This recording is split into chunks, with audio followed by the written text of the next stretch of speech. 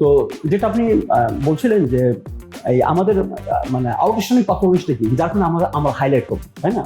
দেখুন, এটি কোনো ম্যানুফ্যাকচারিং কোম্পানি না যে এখানে কোনো প্রোডাকশন আউটপুট হবে, আমি ইনপুট দেবো সেখানে আউটপুট যাবে। এটি একটি সার্ভিস কোম্পানি। অর্থাৎ আমরা ইনপুট নিচ্ছি, ইনপুটের যে কি আমরা প্রিমিয়ামটা কালেকশন করছি, এটা আমাদের ইনপুট। আইডিআর একমাত্র লতে বলা আছে যেখানে যে ব্যবস্থাপনা ব্যয় নীতিমালা মেনে চলতে হবে, যেটা আর কোনো ইন্ডাস্ট্রিতে নাই। একটা ম্যানুফ্যাকচারিং কোম্পানি তারা কিন্তু কোনো ল মানছে না, তারা ইচ্ছা মতো তাদের কষ্ট গোসল হাই করে তাদের প্রফিট কমিয়ে দিচ্ছে, তারা লস দেখাচ্ছে, তারা শেয়ারহোল্ডারদেরকে ডিভিডেন্ড দিচ্ছে না, তারা বঞ্চিত করছে। কোনো ইন্স্যুরেন্স কোম্পানিকে আপনি দেখাতে পারবেন না যে তারা ডিভিডেন্ড দিচ্ছে না। নাহলে দেখা যাচ্ছে আমরা কোথায় অ্যাওয়ার্ড আনার জন্য দেশের বাইরে চলে যাই, যে অ্যাওয়ার্ড নিয়ে চলে আসে। এটা সেই অ্যাওয়ার্ডটা কাজের হোক বা না কাজের হোক, বা নিজেকে হাইলাইট করার হোক বা কোম্পানিকে হাইলাইট করানো হোক, কিন্তু আমরা চলে যাচ্ছি। তো এগুলো লাগাম ট্রেনিং হওয়ার জন্য কিন্তু এই সার্কুলারটা দিয়েছে।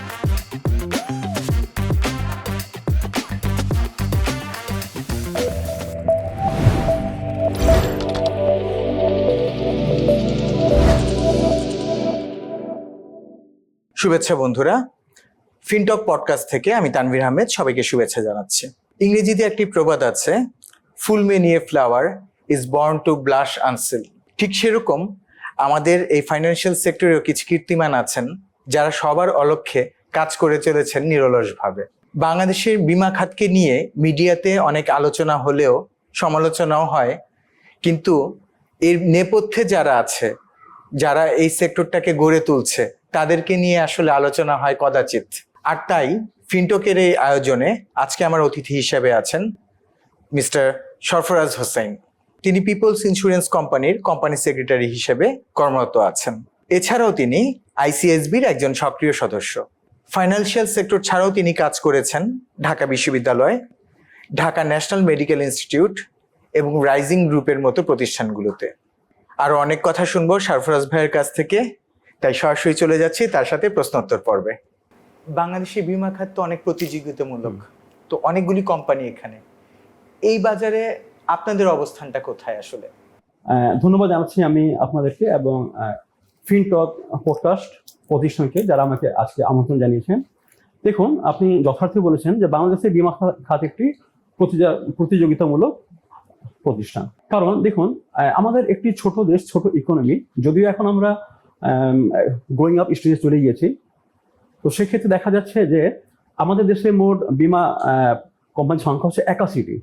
এর ভিতরে 35 হচ্ছে লাইফ ইন্স্যুরেন্স, যার একটি হচ্ছে রাষ্ট্রায়ত্ত জীবন বীমা কর্পোরেশন, এবং বাকি 46টি হচ্ছে নন লাইফ ইন্স্যুরেন্স কোম্পানি, যার একটি হচ্ছে সাধারণ বীমা কর্পোরেশন।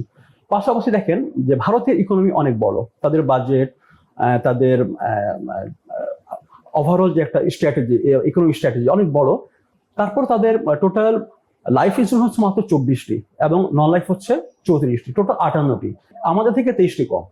পাশাপাশি আপনি দেখুন, যখন আমরা শ্রীলঙ্কা দেখবো সেখানে আছে মাত্র 28টি, পাকিস্তান আছে মাত্র 50টি। আবার যদি আমি অস্ট্রেলিয়ান বলি, রিপোর্ট অনুযায়ী সেখানে হচ্ছে মোট 109টি কোম্পানি। 2016 থেকে 18 সালের মধ্যে 109টি কোম্পানি ছিল, তার ভিতরে 10টি ছিল ইন্স্যুরেন্স কোম্পানি, বাকিটা ছিল সরাসরি ইন্স্যুরেন্স ব্যবসার সঙ্গে জড়িত ছিল।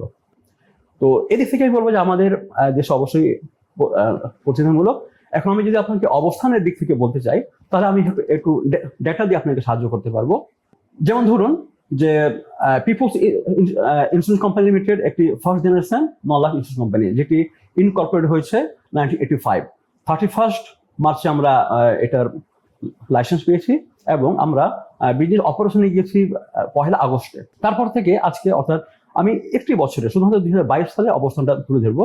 যে দেখুন, টোটাল বাংলাদেশের মানে গ্রোস প্রিমিয়াম আয় হচ্ছে 5,739.02 ক্রোড়। সেখানে আমাদের নিজস্ব কালেকশন ছিল আমাদের কোম্পানির 74.76 ক্রোড়, যা টোটাল মার্কেট শেয়ার বা মার্কেট ইকোনমির 1.62%। এরপর 2022 সালে যদি অ্যাসেটের দিক থেকে আমি বলি, সেটি ছিল টোটাল ইন্স্যুরেন্স ইন্ডাস্ট্রির 17,983.82 ক্রোড়, যেটি আমাদের ছিল 270.23 ক্রোড়, অর্থাৎ 1.75 এর উপরে। এরপর আরেকটু দিয়ে শেষ করবো, ইনভেস্টমেন্ট। দেখুন, টোটাল ইন্স্যুরেন্স ইন্ডাস্ট্রির ইনভেস্টমেন্টের সংখ্যা হচ্ছে 8,492 ক্রোড়, যেটি আমাদের অবস্থানে দাঁড়াচ্ছে 191.33 ক্রোড়, যেটি 2.2 এর উপরে। এদিক থেকে বোঝাচ্ছে যে একটি ওয়ান কোম্পানির মধ্যে আমাদের কিন্তু সবই সূচক 1 এবং 2 এর উপরে, তবে আমাদের ব্যবসাটা ভালোভাবেই চলছে। এ থেকে কিন্তু বোঝাচ্ছে যে পিপলস ইন্স্যুরেন্স কোম্পানি লিমিটেড মার্কেটে সুনাম রেখে তারা তাদের ব্যবসা করে যাচ্ছে। আপনাদের পরিচালনা পরিষদের অনেক সদস্যই পাট ব্যবসার সাথে জড়িত, তো ঐতিহ্যবাহী পাট ব্যবসার সাথে একটা সম্পর্ক আপনাদের যেহেতু খুব বড় আকারে দেখা যাচ্ছে, পাট নিয়ে আপনাদের আসলে চিন্তা ভাবনাটা কি, বা কি কাজ অ্যাক্টিভিটি আপনারা করতেছেন এই ইন্ডাস্ট্রিটাকে নিয়ে? ধন্যবাদ। দেখুন, আমরা শুরু থেকে জানতাম যে পাট হচ্ছে বাংলাদেশের সোনালী আঁশ। জি। আমরা জেনেছি যে jute is the golden fibre of Bangladesh. তো পাটের উপর ভিত্তি করে আমাদের দেশের ইকোনমি এক সময় শক্ত অবস্থানে ছিল। আমাদের ফরেন ইনকাম বা ফরেন যে রেমিটেন্স সবচেয়ে বেশি পাট এবং পাট বস্ত্র থেকে আসতো। তো সেদিক থেকে আমাদের স্পন্সর ডিরেক্টর যারা, তারা কিন্তু সকলেই ব্যবসার সঙ্গে জড়িত ছিলেন প্রায়।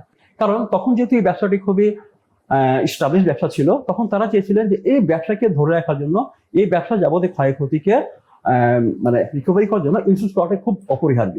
তারা তখন যেমন মরহুম গিয়াসউদ্দিন আহমেদ, যিনি স্পন্সর ডিরেক্টর ছিলেন, স্পন্সর চেয়ারম্যানও ছিলেন, তিনি প্রথমে এই কোম্পানির উদ্যোগ নেন এবং তার মাধ্যমে কোম্পানি হয়।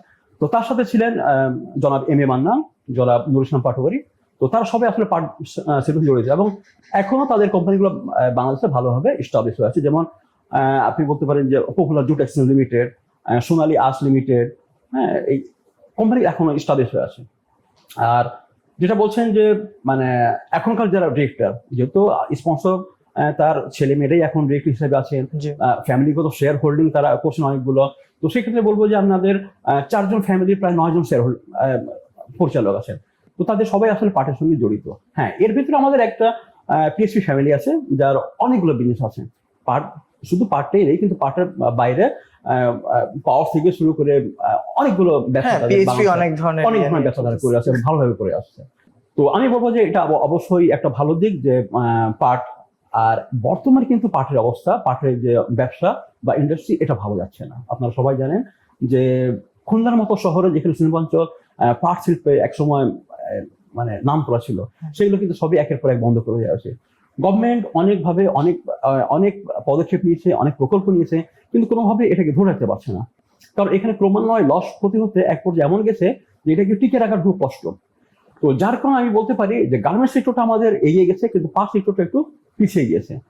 তারপরেও আমরা পাটের যখন কোনো ব্যবসা আসে, আমরা কিন্তু করার চেষ্টা করি, কারণ এই খাতটা আমাদের একটা বেজ, আমরা ধরে রাখতে চাই। সামনে যদি পাট ব্যবসাটা ভালো হয়, পাটের ইন্ডাস্ট্রি যদি আবার দাঁড়িয়ে যায়, তাহলে আমরা আশা করি যে অবশ্যই আমরা এই ব্যবসার সঙ্গে জড়িত থাকবো এবং পাট ব্যবসাকে ত্বরান্বিত করার জন্য যতটুকু আমাদের কর দরকার আমরা করবো। আপনার কথা ধরেই সম্পর্ক একটা প্রশ্ন করি, সেটা হচ্ছে এই পাট ব্যবসার যে সম্প্রসারণ বা প্রসার যদি বলি, এইটার মধ্যে মানে বীমা কতটুকু জরুরি বা গুরুত্বপূর্ণ? না, বীমা তো অবশ্যই গুরুত্বপূর্ণ। আর যেহেতু আমি আগে বলেছি যে এই সেক্টরটা একটু এখন লসের মুখে আছে, আপনি বলতে পারেন যে প্রোডাকশন আগের মতো যাচ্ছে না পাটের, এবং এক্সপোর্টও সেভাবে হচ্ছে না। কিছু এক্সপোর্ট যাচ্ছে, হচ্ছে, ভালো ব্যবসা হচ্ছে, এবং গভর্নমেন্টই কিন্তু এটাকে সরাসরিভাবে তাদের সাবসিডি দিয়ে এই শিল্পটাকে ধরে রাখার চেষ্টা করছে। তো সেক্ষেত্রে আমি বলবো যে এমনিতেই তো আমাদের পেনিট্রেশন 1 কম বীমা শিল্পে, তো সেখানে আমি বলবো যে এটা খুবই সামান্য। বাংলাদেশের ইন্স্যুরেন্স কোম্পানির সেক্টরে যেটা দেখা যায় যে এতগুলো ইন্স্যুরেন্স কোম্পানি, কিন্তু সবাই প্রায় সেবা দিচ্ছে একই রকম, একই ধরনের প্রোডাক্ট বা সার্ভিস নিয়ে তারা মাঠে আছে। আপনাদের কি এমন ইনোভেটিভ প্রোডাক্ট আছে যেটা আপনারা ইউএসপি হিসেবে মানে বলতে পারেন? দেখুন, আপনি ঠিকই বলেছেন যে বাংলাদেশের ইন্স্যুরেন্স সেক্টর সবার প্রোডাক্ট প্রায় একই ধরনের, সবাই একই প্রোডাক্ট নিয়ে। এর কারণ আছে। এর কারণ হচ্ছে যে বাংলাদেশে যখন কোনো পরিকল্প আনতে হয় ব্যবসা করার জন্য, প্রথমে এটা আমাদেরকে বীমা উন্নয়ন ও নিয়ন্ত্রণ কর্তৃপক্ষের বরাবর পেশ করতে হয়। তারা এটাকে যাচাই বাছাই করার পর যখন অনুমোদন দেন, তখন কিন্তু ওই পরিকল্পটা মার্কেটে আসে এবং ওটা দিয়ে ব্যবসা হয়। তো সেক্ষেত্রে দেখা যায় কেউ কিন্তু বীমা উন্নয়ন ও নিয়ন্ত্রণ কর্তৃপক্ষের বাইরে কেউ কোনো ব্যবসা করতে পারেন না। অনেকগুলো কোম্পানি, যারা ফার্স্ট জেনারেশন কোম্পানি, তারা অনেকগুলো পরিকল্প নিয়ে আসছে, এবং আইডিয়ারও কিন্তু অনেকগুলো পরিকল্প তারা নিজেরাও দিয়েছে বিভিন্ন সময়। যেমন গত 2 বছর আমি বলবো যে অনেকগুলো পরিকল্প তারা দিয়েছেন, যেমন গবাদি পশু বীমা, তারপরে বঙ্গবন্ধু সুরক্ষা বীমা, শিক্ষা বীমা, সবকিছু চলে আসছে। তো যেটা আপনি বলছিলেন যে এই আমাদের মানে আউটস্ট্যান্ডিং পারফরমেন্সটা কি, যার কারণে আমরা হাইলাইট করবো, তাই না? দেখুন, এটি কোনো ম্যানুফ্যাকচারিং কোম্পানি না যে এখানে কোনো প্রোডাকশন আউটপুট হবে, আমি ইনপুট দেবো, সেখানে আউটপুট যাবে। এটা একটি সার্ভিস কোম্পানি। জি। অর্থাৎ আমরা ইনপুট নিচ্ছি, ইনপুটটা হচ্ছে কি, আমরা প্রিমিয়ামটা কালেকশন করছি, এটা আমাদের ইনপুট। কিন্তু আমাদের আউটপুট হচ্ছে একটাই, সেটা হচ্ছে ক্লেম। যখন কোনো ক্লায়েন্টের ক্লেম হবে, আমরা ক্লেমটা সেটেলমেন্ট করবো, এটাই আমাদের আউটপুট। যদি এটাই কোনো কোম্পানি করতে না পারে, তাহলে আমি বলবো তার কোনো আউটপুট নেই, তার আউটপুট জিরো। এই ক্লেমটা অনেকে সেটেলমেন্ট করে, অনেকভাবেই করে। কেউ একটু ডিলেতে করে, কেউ একটু সময় নিয়ে, মানে বিভিন্নভাবে হ্যান্ডেল করে।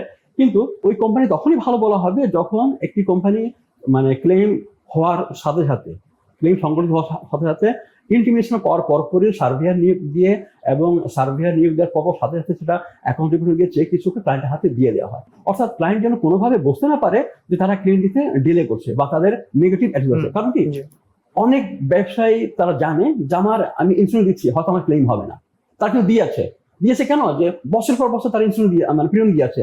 তারা জানে না যে কখন মানে ক্লেম হবে, মানে তারা কখন ক্ষতির সম্মুখীন হবে, তারা কিন্তু জানে না। তারা বলতে পারতো না, আমার তো ক্লেম হয় না, আমি কেন দেবো এটা, আমি তো ইন্স্যুরেন্স করবো না, প্রিমিয়াম আমি দেবো না, কিন্তু তারা করে যাচ্ছে। তো ওদের আস্থাটুকু ওদের স্বার্থের দিকে তাকিয়ে হলে আমাদেরকে সাথে সাথে ক্লেমটা দ্রুত সেটেলমেন্ট করতে হবে। এখন আমাদের কোম্পানিতে যেটা আমি দেখি, যে ক্লেম ইন্টিমেশন হওয়ার সাথে সাথে আমরা সেটা আমাদের ইন্টারনাল কমিটিতে প্লেস করি, ক্লেমস কমিটিতে, এবং যেটি একটু বড় ক্লেম আছে, যেটা আমাদের বোর্ডের আওতায়, সেটা আমরা সঙ্গে সঙ্গে বোর্ডকে জানাই। ক্লেম ইম্পর্টেন্ট হলে আমরা বোর্ড মিটিং কল করি, সেই মিটিং আমরা ক্লেমকে পাস করাই, অতি দ্রুত সেটেল করা। কারণ আমাদের বোর্ডের কিন্তু লক্ষ্য, আমি যেটা বলছি এর থেকে লক্ষ্য আরো ভালো, তারা আরো ভালো বলতে পারতেন যদি আমার জায়গা থাকতেন, যে তারা আসলে কিভাবে ব্যবসা করছে, কত লোক ক্লেমসে গুরুত্ব দেন। তো ওনাদের কথা ওটাই যে দেখুন ক্লেম হবে, সঙ্গে সঙ্গে এটাকে আপনি সেটেলমেন্ট করবেন। আমরা কি করি, হওয়ার সাথে সাথেই আমরা সার্ভেয়ারকে নিয়োগ দিয়ে দিই। সার্ভেয়ারকে কয়েকটা দিন দিয়ে দিই, তারা এতটুকু দিনের মধ্যে তারা এই রিপোর্ট সাবমিট করবে। ইনস্পেকশন রিপোর্ট পাওয়ার সাথে সাথে আমরা অ্যাকাউন্ট ডিপার্টমেন্টকে 10 ভাউচার পাঠিয়ে দিই, এবং তারা সেখান থেকে চেক ইস্যু করে আমরা ক্লায়েন্টকে দিয়ে দিই। এখন বলতে পারেন যে শুক্রবার হোক, শনিবার হোক, গভর্নমেন্ট হলিডে হোক, এবং ঈদের দিনও হোক, যদি আমাদের মানে সার্ভেয়ার দিতে হয়, আমরা সার্ভেয়ার দিয়ে দিই। অন্যান্য ব্যবসার মধ্যে কিন্তু ইন্স্যুরেন্স ব্যবসা একটু অন্য ধরনের। আপনি জানেন যে এটার রুলস রেগুলেশন শুধু দেশের মধ্যে সীমাবদ্ধ না, এটার সাথে বাইরের সবকিছু অনেক ট্রিটি, অনেক কিছু জড়িত আছে। যার কারণে একটু রিইন্স্যুরেন্সের ঘাটতি হলে, একটু মানে কয়েক ঘন্টার ব্যবধান হলে, একটু দেশের সাথে আমাদের দেশের টাইমিং এর যদি গ্যাপ থাকে, তাহলে কিন্তু বড় ধরনের ঝুঁকির মধ্যে পড়তে পারে একটা ইন্স্যুরেন্স কোম্পানিগুলো। তো সেক্ষেত্রে তারা কিন্তু এটাকে যথাযথভাবে নিয়ে কাজ করার চেষ্টা করে।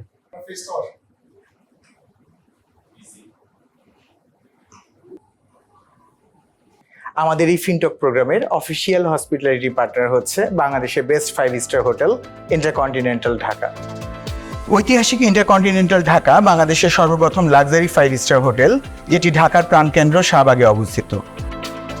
আন্তর্জাতিক স্বনামধন্য এই হোটেলে আছে বিলাসবহুল 226টি গেস্ট রুম এবং সুইট, আছে বিশ্বমানের 5টি রেস্টুরেন্ট, লাউঞ্জ ও বার। বিভিন্ন অনুষ্ঠানের জন্য রয়েছে অত্যাধুনিক ইনডোর ও আউটডোর ব্যাংকুয়েট হল ও মিটিং ভেন্যু।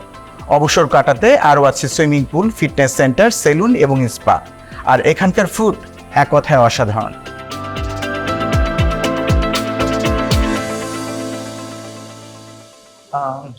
স্যার, নিয়ন্ত্রণ সংস্থা ইডরা যেসব উদ্যোগ নিয়েছে রিসেন্টলি, এটা কতটুকু সহায়ক হতে পারে বলে আপনি মনে করেন ইন্ডাস্ট্রির জন্য? ধন্যবাদ। দেখুন, ইদরাই তো হচ্ছে আমাদের ইন্স্যুরেন্স গার্ডিয়ান। তারা প্রতিনিয়ত একের পর এক উদ্যোগ নিয়ে যাচ্ছে। সর্বশেষ তারা কিছুদিন আগে আমাদের কাছে বীমা আইন 2010-এর কিছু মানে পরিবর্তনের জন্য, সংশোধনের জন্য তারা কারেকশন পাঠিয়েছেন, যেগুলো আমরা করতে যাচ্ছি। তো তারা কিন্তু কাজ করছেন, আইন নিয়ে কাজ করছেন, ল, রুলস, রেগুলেশন, প্রবিধানমালা, নীতিমালা, সবকিছু নিয়ে তারা কাজ করছেন। যেমন যদি আমি বলি যে কিছু সার্কুলারের কথা, যেমন গত এই 6 থেকে 7 মাস, 1 বছর যে সার্কুলার আসছে, যে ব্যাংকারসুরেন্সের যে ব্যাংকিং অ্যাকাউন্ট নিয়ে। তো ব্যাংকারসুরেন্সের ব্যাংক অ্যাকাউন্টটা বলা হয়েছে যে যারা যে সমস্ত ব্যাংকের সঙ্গে ব্যাংকারসুরেন্স করবেন, তারা যেন সেখানে একটি অ্যাকাউন্ট খোলেন, এবং অ্যাকাউন্ট খোলার পর ইদরা যেটা স্পেসিফাইড 3টে অ্যাকাউন্ট আছে, প্রিমিয়াম অ্যাকাউন্ট, এই 3টে প্রিমিয়াম অ্যাকাউন্টের মধ্যে যে কোনো একটিতে তারা 1 মাসের মধ্যে টাকাটা ট্রান্সফার করেন। আচ্ছা। এবং শুধু এটাই না, ওই অ্যাকাউন্টে কিভাবে অপারেশন হবে এবং ব্যাংক ট্রান্সফার কিভাবে অপারেশন হবে তার একটা গাইডলাইন দেওয়া আছে। বলা আছে যদি কখনো তার সঙ্গে আমাদের এগ্রিমেন্ট ক্লোজ হয়ে যায়, তাহলে ওইখানে অ্যাকাউন্টে ক্লোজ করে দিতে হবে, ক্লোজ করে পুরো টাকাটাই আবার নিয়ে আসতে হবে। তো ব্যাংক ট্রান্সফার ছাড়া দেখাচ্ছে যে আবার চলে আসছে যে পেইড আপ ক্যাপিটালের উপরে অনেক কোম্পানি এখন লোন নিয়ে নিচ্ছে, বা যারা এফডিআর যাদের আছে তারা এফডিআর এই লোন নিয়েছে। এটার উপর কিন্তু একটা সার্কুলার চলে আসছে যে সমস্ত কোম্পানিগুলো, এটি পুরাতন কোম্পানি না, যারা ফার্স্ট জেনারেল কোম্পানি, তারা তো অনেক আগে করে ফেলেছে, ওদের পেড ক্যাপিটাল তো নিয়ে কোনো কোশ্চেন না। কিন্তু নতুন যে কোম্পানিগুলো আসছে তাদেরকে বলা হচ্ছে যে তোমরা তোমাদের পেড আপ ক্যাপিটাল উপরে কোনো দায় সৃষ্টি করতে পারবা না, এটার ভিত্তি করে তোমরা কোনো লোন নিতে পারবা না। এখন আপনি মনে করতে পারেন যে আমার কোম্পানিতে এফডিআর আছে 120 কোটির উপরে, আমি এফডিআর হাত না দিলাম, কিন্তু আমি এফডিআর কে না ভেঙে আমি এফডিআর এগেনস্টে একটা ব্যাংক লোন নিয়েছি বা ওডি নিয়েছি, এটা কিন্তু ঠিক না। ঠিক না কেন? যে ইন্স্যুরেন্স সেক্টরটা হচ্ছে গিয়ে সার্ভিস সেক্টর। হ্যাঁ, এখানে ক্লেম যখন তখন হতে পারে, ক্লেমটা যখন তখন দেওয়া লাগতে পারে সাথে সাথে, কিন্তু তাই বলে এটা কিন্তু এখানে ওয়ার্কিং ক্যাপিটাল যে ফাংশনটা কিন্তু না। যেমন ওয়ার্কিং ক্যাপিটালটা আমার একটা ইন্ডাস্ট্রি যখন থাকে বড়, সেখানে আমার একের পর এক দেখা যাচ্ছে যে আমার মানে ফিনিশ গুড বা ফিনিশ প্রোডাক্ট বা আমার র মেটেরিয়াল যে আমার এগুলো রাখা বা ইকোনমিক অর্ডার কোয়ান্টিটি মেনটেন করার জন্য আমার যে ওয়ার্কিং সবসময় লাগে, এটা এর কিন্তু এখানে প্রয়োজন হয় না। তো সেক্ষেত্রে কিন্তু আমার এখানে ওডির প্রয়োজন হয় না। হ্যাঁ, আমার এফডিআর যখন আমরা করি তখন কিন্তু প্রত্যেকটা 3 মাস 6 মাস 1 বছর ইসে করি। তো এমন না যে আমাদের ক্লেম 2 দিন 3 দিনের মধ্যে দিতে হয়, ক্লেমের একটা ডিউরেশন আছে, টাইম শিডিউল আছে, যে ইন্টিমেশন হওয়ার পর থেকে এতদিনের মধ্যে পে করতে হয়। তো এটা যখন আইডিআরের যখন লক্ষণীয় হয় তখন তারা কিন্তু একটি সার্কুলার দিয়ে দেয়। এছাড়াও দেখা যায় যে আইডিআর আরেকটা সার্কুলার আসছে যে আপনি যারা বিদেশে ভ্রমণ করছেন তারা একটু সংযত হবেন। কেন হবেন? যে দেখুন, আইডিআর এর একমাত্র লতে বলা আছে যেখানে যে ব্যবস্থাপনা ব্যয় নীতিমালা মেনে চলতে হবে, যেটা আর কোনো ইন্ডাস্ট্রিতে নাই। একটা ম্যানুফ্যাকচারিং কোম্পানি তারা কিন্তু কোনো ল মানছে না, তারা ইচ্ছা মতো তাদের কোস্ট অফ গুডস হাই করে তাদের প্রফিট কমিয়ে দিচ্ছে, তারা লস দেখাচ্ছে, তারা শেয়ার হোল্ডারদেরকে ডিভিডেন্ড দিচ্ছে না, তারা বঞ্চিত করছে। কোনো ইন্স্যুরেন্স কোম্পানিকে আপনি দেখাতে পারবেন না যে তারা ডিভিডেন্ড দিচ্ছে না। প্রত্যেকটা ইন্স্যুরেন্স কোম্পানি 10, 15, 20, 30 প্রতি বছর কেন দিচ্ছে? আইডিআর এর গাইডলাইন ফলো করার জন্য তারা দিচ্ছে। তো আইডিআর জানে যদি আমি এই রুলসটা না 10% ক্যাশ হলেও দিচ্ছে, যতটুকু প্রিমিয়াম আনবে ততটুকুই খেয়ে ফেলবে, ততটুকু খরচ করে ফেলবে, ততটুকু তারা গুরুত্ব দেবে না। তারা ব্যবসা আনার জন্য ওটাকে আরো বেশি ই করে ফেলবে, মানে ইউটিলাইজ করে ফেলবে। তো এই ক্ষেত্রে কিন্তু এই গাইডলাইন আওতায় তারা এগুলো সবই অবজার্ভ করে, তারা প্রতিনিয়ত অনেকগুলো কোম্পানিকে পেনাল্টি করে যারা এই খরচটা অতিরিক্ত করে ফেলে। যেমন এখন দিয়েছে যে না, কোনো ফরেন ট্যুর বা ফরেন কোনো সিম্পোজিয়াম কিংবা ফরেন কোনো ট্রেনিং, ফরেন অ্যাওয়ার্ড আনতে গেলে এর দ্বারা পারমিশন নিয়ে যেতে হবে। আইডিয়া থেকে পারমিশন নিতে হবে যে আমরা অমুক কাজের বিদেশে যাচ্ছি, সেটা ডিরেক্টর হোক অথবা হাই অফিসিয়াল হোক, সবার ক্ষেত্রে প্রযোজ্য। এই ক্ষেত্রে কিছুটা কস্ট লিমিটেশন হবে। নাহলে দেখা যাচ্ছে যে আমরা কোথায় অ্যাওয়ার্ড আনার জন্য দেশের বাইরে চলে যাই, যে অ্যাওয়ার্ড নিয়ে চলে আসি, এটা সেই অ্যাওয়ার্ডটা কাজের হোক বা না কাজের হোক, বা নিজেকে হাইলাইট করার জন্য হোক বা কোম্পানিকে হাইলাইট করার জন্য হোক, কিন্তু আমরা চলে যাচ্ছি।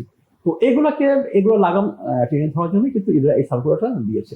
এছাড়াও দেখেন আরো কিছু সার্কুলার আসছে, যেমন আমি একটু বলি। যেমন মোবাইল ফাইন্যান্সিয়াল সার্ভিসেস যেটা আসছে, যে এখন থেকে প্রত্যেকটা ইন্স্যুরেন্স কোম্পানির প্রিমিয়াম অনলাইনে জমা দেওয়া যাবে। অর্থাৎ 10টি মোবাইল নাম্বার কথা বলা হয়েছে, যে এই 10টি যখন একটিতে তারা লেনদেন করতে পারবে এবং 2 দিনের মধ্যে এই টাকাটা তাদের প্রিমিয়াম অ্যাকাউন্টে ট্রান্সফার করতে পারবে। তার মানে কি, প্রিমিয়ামটা আরো সহজ করার জন্য তারা ইডরা এই মোবাইল ফিনান্সিয়াল সার্ভিসেস সিস্টেম, মানে মধ্যস্বত্বভোগীরা থাকতেছে না আর কি। জি। আচ্ছা, এরপর দেখেন যে আরেকটা খরচের খাত হচ্ছে যেমন ট্রেনিং এর। এখন দেখা যাচ্ছে যে পর্যাপ্ত ট্রেনিং নেওয়া হচ্ছে কিনা বা ট্রেনিং আসলেও তারা নিচ্ছে কিনা। যেমন এজেন্টদের ট্রেনিং কিন্তু বাধ্যতামূলক, ট্রেনিং নিতে হবে, কারণ তারা যদি ট্রেনিং না নেয় তারা কিন্তু বিমাকে রিপ্রেজেন্ট করতে পারবে না। এমনিতে আমাদের দেশে বিমা একটু মানে সবাই অন্যভাবে দেখে, তো এটা ট্রেনিংটা খুবই জরুরি। এখন জুম আসার পর, অনলাইন প্ল্যাটফর্ম আসার পর এখন দেখা যাচ্ছে যে অনেকেই ঘরে বসে জুমে বসে ভিডিও অফ করে দিয়ে মিউট করে দিয়ে তারা অন্যান্য কাজ করছে, দেখা যাচ্ছে দিন শেষে আমাদের ট্রেনিং কমপ্লিট, কিন্তু তারা ট্রেনিং নিচ্ছে না। তো এই সব কিছু রোধ করার জন্য এরা একটি ট্রেনিং নিয়েও একটা গাইডলাইন দিয়েছে, একটা সার্কুলার দিয়েছে, যে এখন থেকে ট্রেনিং এরকম হতে হবে, এটা আমাদের কাছে পারমিশন নিতে হবে, কতজন করবে, কিভাবে করবে, উদ্দেশ্য কি হবে, এটা তাদের কাছ থেকে পারমিশন নিয়ে তারপর ট্রেনিং করতে হবে। এবং এটি অনলাইনে করা যাবে না, এটা ফিজিক্যাল হতে হবে। এটা একটি আমি বলবো ভালো দিক। আচ্ছা, এরপর দেখেন যে ওটার সঙ্গে সম্পৃক্ত একটা আলো মডিউল তারা আছে, যেটা ইউএমপি কিন্তু আমি বলতে পারি যে আইডিয়ার একটা খুবই গুরুত্বপূর্ণ পদক্ষেপ, যেটি ওয়ার্ল্ড ব্যাংকের সহায়তা বাংলাদেশ সম্পন্ন করতে পারছে। এটার আলোকে বাংলাদেশের ইন্স্যুরেন্স কোম্পানিগুলা তারা স্বচ্ছতার সাথে কাজ করতে পারবে। আইডিয়ারে এবং ইন্স্যুরেন্স কোম্পানির ভিতরে একটা সমন্বয় তৈরি হয়েছে, যেখানে অ্যাকচুয়াল সবকিছু ডাটা ট্রান্সপারেন্ট এবং অ্যাকাউন্টেবিলিটির মাধ্যমে সবকিছু সম্পন্ন হবে।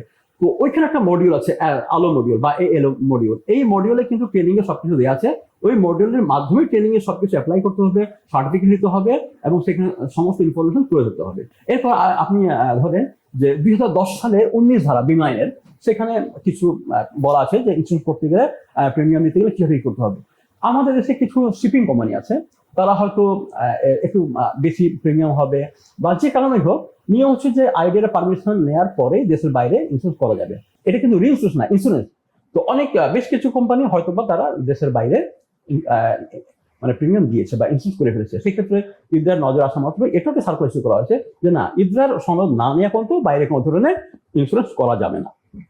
ঠিক আছে, এরপর আপনি বলতে পারেন যে নীতিমালা, 3টি নীতিমালা তো 2023 সালে সবচেয়ে মানে গুরুত্বপূর্ণ নীতিমালা হয়েছে, যেটা হচ্ছে যে বীমা গ্রাহক সুরক্ষা নীতিমালা।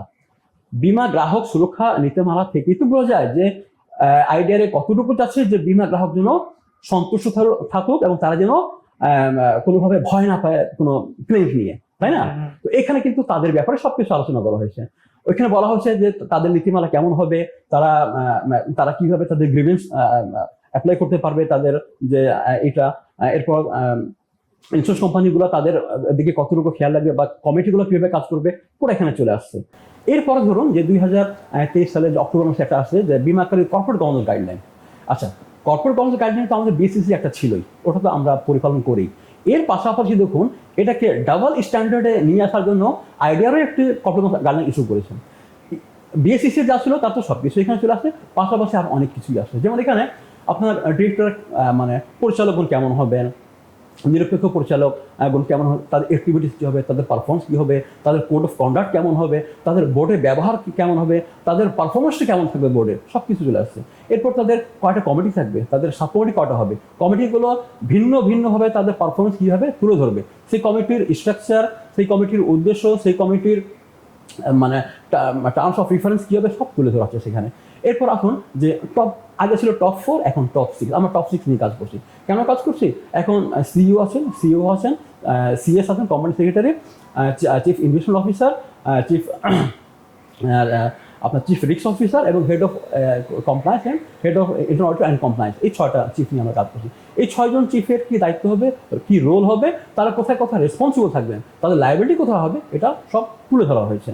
আচ্ছা, এরপর দেখা যাচ্ছে যে বীমার নীতিমালা কী কী হবে, কমিটির ফাংশনটা কীভাবে হবে এবং ইন্টারনাল ম্যানেজমেন্ট কমিটি আরও কী কী থাকা উচিত, সেগুলো গাইডলাইনে বলে দেওয়া আছে।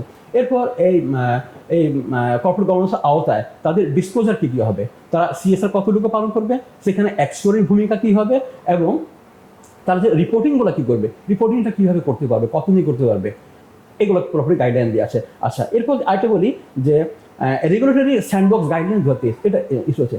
এটা শুনতে একটু পিকুলার টাইপের যে রেগুলেটরি স্যান্ডবক্সটা আসলে কী আছে না, এটা একটা ইম্পর্টেন্ট ইস্যু। কেন ইস্যু? যে দেখা যাচ্ছে যে আমাদের কোম্পানি বা আইটি কোম্পানি একটা আইটি বেস কোম্পানি তৈরি হচ্ছে, আমরা দেখা যাচ্ছে যে একটা দামি সফটওয়্যার নিয়েছি বেশ টাকা ইনভেস্টমেন্ট করে, কিন্তু দেখা যাচ্ছে ওই সফটওয়্যারটা আংশিক বা পূর্ণাঙ্গ না। এখন এই সফটওয়্যার নিতে গেলে বা একটা কোম্পানিকে আমাদের কোম্পানিতে ইনক্লুড করতে গেলে যেটি দরকার যে ওই কোম্পানিগুলোকে আগে আইডিয়ারে অন্তর্ভুক্ত হতে হবে, এই স্যান্ডবক্সের আওতা আসতে হবে, তারা সেখানে অ্যাপ্লাই করবে, সেখানে মেম্বার হবে, তারপর তারা আমাদেরকে সার্ভিসটুকু দেবে, ও সার্ভিসটুকু আমরা গ্রহণ করতে পারবো, আমরাও তার বাইরে যেতে পারবো না। অর্থাৎ মেম্বার হচ্ছি কারা, ওই সমস্ত কোম্পানিকে যারা সাপ্লাই দেবে, আমরা হচ্ছি, তারপর এজেন্টরা হচ্ছে, সার্ভিয়ার, সবাই কিন্তু ওটা একটা চলে আসছে। এই কাজগুলোকে সম্পন্ন করার জন্য এটি একটা স্যান্ডবক্স গাইডলাইন তৈরি করা হয়েছে। হ্যাঁ, মানে স্যান্ডবক্স যেটা রেগুলেশন গাইডলাইন তৈরি করা হয়েছে। আচ্ছা, এরপর দেখা যাচ্ছে যে এছাড়া যে প্রবিধানমালা যেগুলো আছে, প্রবিধানমালা তো কন্টিনিউ চলে আসে। 2023 সালে কিন্তু অনেকগুলো প্রবিধানমালা ইদরা জারি করেছে। তার মধ্যে দেখেন 3টা টপ লেভেল নিয়ে, একটা হচ্ছে সিইও নিয়ে, তার একটা প্রবিধান জারি করেছে, তাদের নিয়োগ এবং অপসারণ বিধিমালা। এরপর দেখেন প্রধান উপদেষ্টা নিয়ে করা হয়েছে, উপদেষ্টা নিয়োগ কেমন হবে, তার প্রক্রিয়া কেমন হবে, এবং অ্যাকচুয়ারি নিয়ে আলাপ করা হয়েছে। এছাড়াও মানে আইডিয়ার যে গত 2023 সালে ইম্পর্টেন্ট যারা কি পার্সন তাদেরকে নিয়ে তারা একটা প্রবিধানমালা তৈরি করেছে। যেমন আপনি দেখেন যে সিইও এর নিয়োগ এবং অপসারণ বিধিমালা কি হবে তা তারা নির্ধারণ করেছেন। এছাড়া প্রধান উপদেষ্টা তার নিয়োগ এবং নিয়ম নীতি তারা ইস্যু করেছেন।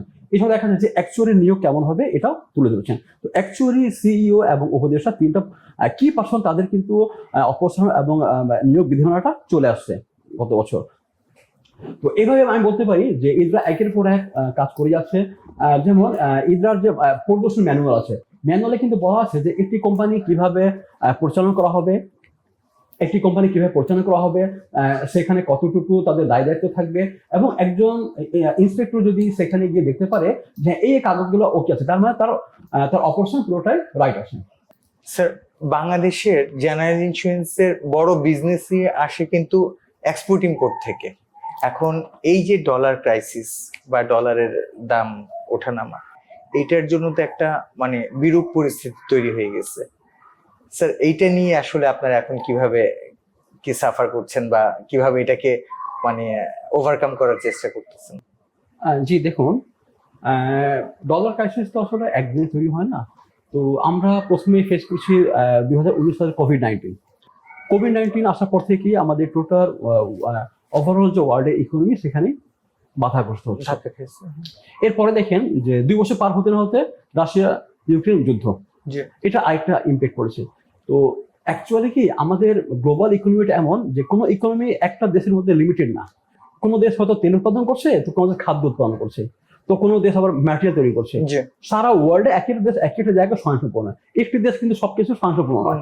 তো যার কারণে কিন্তু আমাদের যে ওয়ার্ল্ড ট্রেড যে উৎপত্তি, এখান থেকে কিন্তু আমাদের যে ট্রেড যে ব্যালেন্সটা বা আমাদের ব্যালেন্স অফ পেমেন্ট বা আমরা কি এক্সপোর্ট ইম্পোর্ট করবো, সব কিন্তু এখান থেকেই চলে আসছে।